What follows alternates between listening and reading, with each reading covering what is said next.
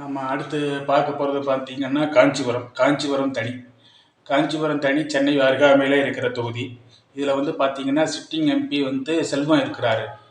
So இப்போ இதில் வந்து கள நிலவரம் பார்த்தீங்கன்னா டோட்டலாக வந்து 17 லட்சம் வாக்காளர்கள் இருக்காங்க. 17,35,000 வாக்காளர்கள் இருக்காங்க.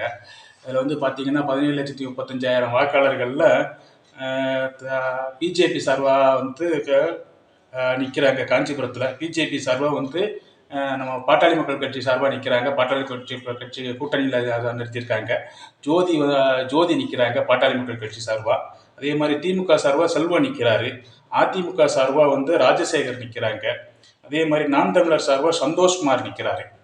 இதில் வந்து பார்த்தீங்கன்னா பிஜேபி பாட்டாளி மக்கள் கட்சி சார்பாக நிற்கிற ஜோதி வந்து 310 மதிப்பெண்கள் பெற்று 3ஆம் இடத்துக்கும், செல்வம் வந்து 420 மதிப்பெண்கள் பெற்று முதல் இடத்துலையும், ராஜசேகர் இவர் வந்து காஞ்சிபுரம் கிடையாது, இங்கே மெட்ராஸில் இருக்கிறாரு.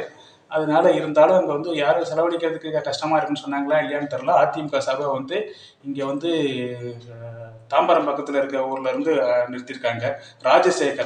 ராஜசேகர் வந்து 350 மதிப்பெண்கள் பெற்று 2ஆம் இடத்துலையும், சந்தோஷ்குமார் வந்து 180 மதிப்பெண்கள் பெற்று 4ஆம் இடத்துலையும் இருக்கிறாங்க.